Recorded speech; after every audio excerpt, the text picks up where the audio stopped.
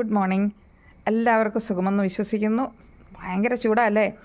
മഴ ഞങ്ങളുടെ അടുത്ത് വരുമെന്ന് പറഞ്ഞിട്ട് വരാതെ ഒറ്റ പോക്ക്.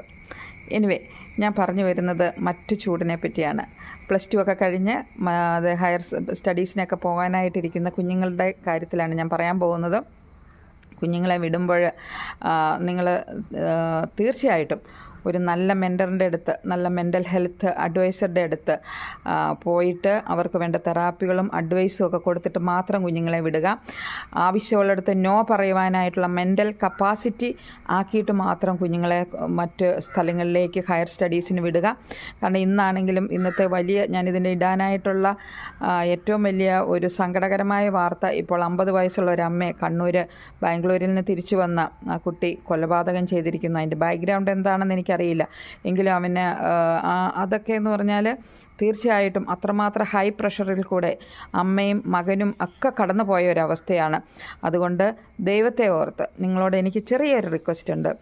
Before sending your child for the higher studies, please let them go for mental health development sessions. Thank you.